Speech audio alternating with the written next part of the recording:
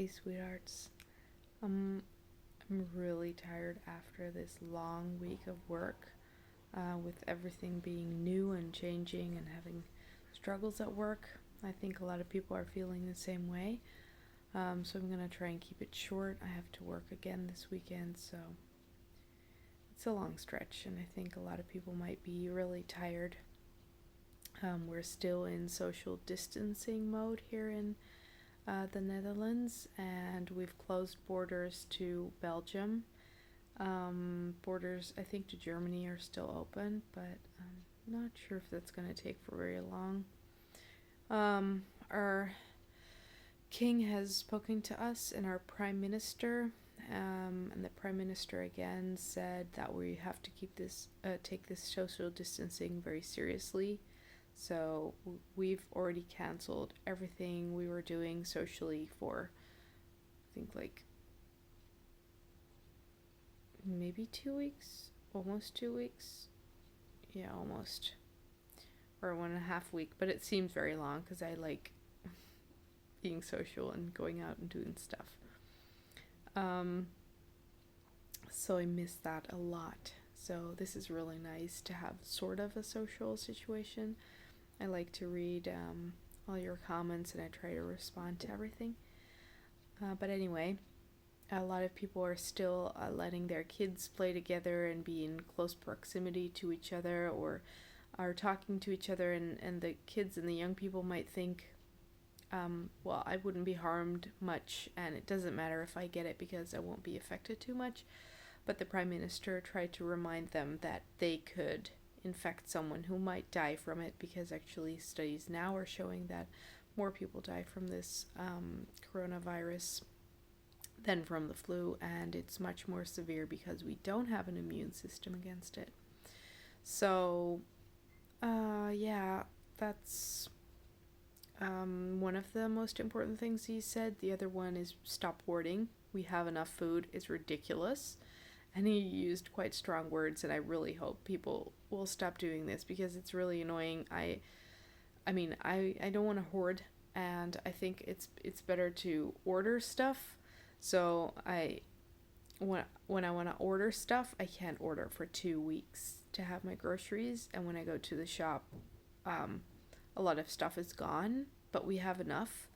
But then I feel, okay, so now I can't do my normal grocery shopping. And if you only think about the people who are working day and night for us to keep our, like in the health system, to keep us healthy, they can't do their grocery shopping either. And they have a lot less time for it than we can arrange, because they're doing everything they can for us. So I really hope people stop hoarding soon. We're an export country. We have more than enough food, and we can't even export everything right now. And I mean, with the whole toilet paper, I'm thinking, like, there's whole countries who basically wipe their ass with water, and that's much better than paper. It's much cleaner, actually. You just have to wash your hands very well and find a good system for it. But the toilet paper thing, it's just getting really ridiculous anyway. So that was very good, I think, that he said that. And he says that we have more than enough ICU beds. We can arrange more. So we're probably not going on complete lockdown, but then there's in the east side of the country, there's a couple of hospitals who are at maximum capacity and saying we're in trouble and we're running out of masks to wear. So that's getting to be a problem, where I don't see a solution immediately. And then it was pretty nice that our king, the king from our country, who was also a part of the applause, talked to us, and he talked to all the people that are sick or that lost someone, because he feels for them, of course, and he talked to all the people taking care of us in the healthcare system, but also people who are delivering stuff, who are in the like grocery business, giving us food still. and helping us arrange everything, but also the people who just try and keep working from home, like me with kids at home. It's a lot harder. We really have to find a way and a balance between work and, I mean, keeping them healthy and sane and learning, because I've come to see this might take like 3 to 6 months at least of the whole social distancing and really being in a different situation. I'll return to that later. And then I can't just have my kid look at TV and the iPad all day and not go outside, but I have work to do. So that's a hard thing to figure out, I guess. And I don't get much happier from canceling all my social appointments. And like, I was gonna make a video with Renee, which was gonna be fun, and then you have to cancel that kind of stuff, which is just sucks. And I miss that. I miss having a life. It feels like I'm working and surviving, and I mean, I have an easy situation right now compared to a lot of other people. So but it was really nice that he gave some attention to that, and he tried to show that we have to do this all together, and that it brings us closer together as a nation. There was also, I think it was worldwide, something on radios where everyone played You'll Never Walk Alone on the radios. That was really nice. It reminded me of the applause we had, and there were some videos of people, you might want to look it up, or I'll link it to the end of this video, where people were singing together and all around the world sharing that song at the same moment, the same time, and to show our whole world as united. And I think that was really beautiful, and it brought tears to my eyes. As did, by the way, the Prime Minister of, I think, Social Health Care and Social Services or something, I don't know how to translate, collapsed and had to step down. I think it was day before yesterday. The days seem to kind of meld together already. So, yeah, he's just human, like, I had to send him a tweet to say, be safe, you're a human, you're doing what you can, thank you so much. And luckily there's now 2 new ministers, because we now have a minister of corona. I think that's pretty insane, but good, but weird. So yeah, and then this morning I had a talk with the guy that manages me, and it was really horrible and bad, and I don't know. And then the new guy who's managing me, he's great, and he was like managing me. He's like higher in rank than me, and he knows how to talk to me, and he sort of sees me, and it's really nice that he could tell me that it really isn't me. I'm just pulling on the short end of the stick. I'm sorry, I'm really tired, so my English isn't great anymore. My apologies. So, and this isn't the first time it happened, and he kind of could explain how it really wasn't me, but it kind of became my problem.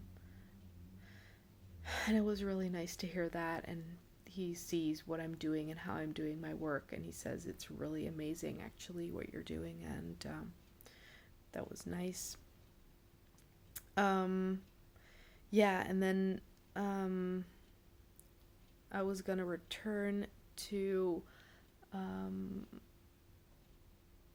second. Yeah, I wanted to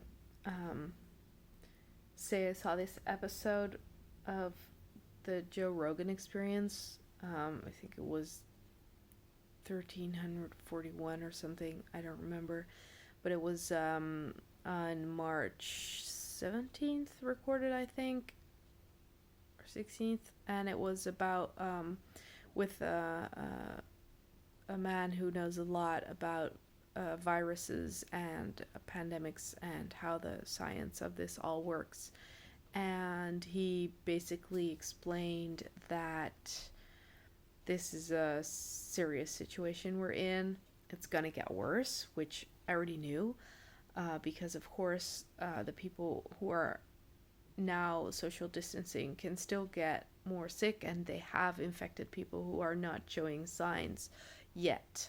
And also, of course, there's numbers of this corona thing, but that's not nearly everyone who has corona, because they're not testing everywhere because they don't have tests anymore. So it's a lot more widespread than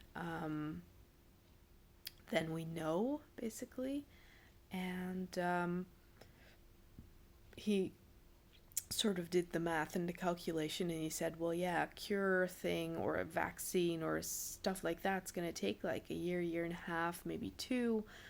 And we might have some stuff already, but it doesn't work the same, not for everyone, and you can't just start treating people with stuff if you don't know if it helps.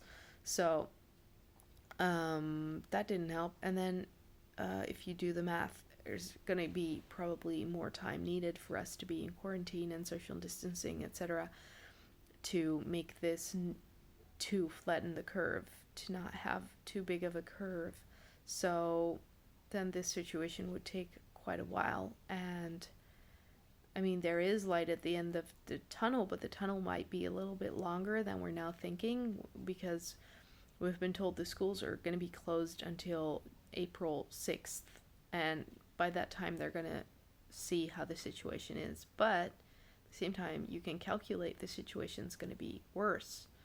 So, yeah, this might take a while. So we have to adapt to a new normal and find new ways to do all of this. So it's amazing to see how people come together and the initiatives they're taking and the beautiful stuff they're doing, how we're sharing, how we're more here on YouTube. It's becoming like our living room together, I guess.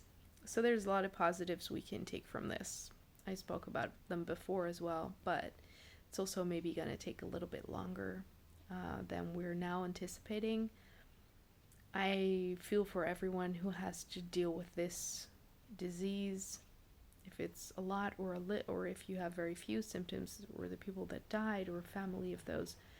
Even of course for them it's horrible, but even if you have few symptoms, you can spread this to people who might die from it. So I can imagine that must feel horrible and scary. And yeah,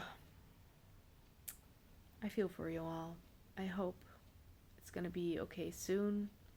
Let's all stay strong and stay positive, and also, of course, realistic, and see where this is going to go from here. Okay. I hope you and yours are healthy and happy. Stay that way. Thank you for watching. And yeah, let's stay in touch. Bye bye, sweethearts. Thanks.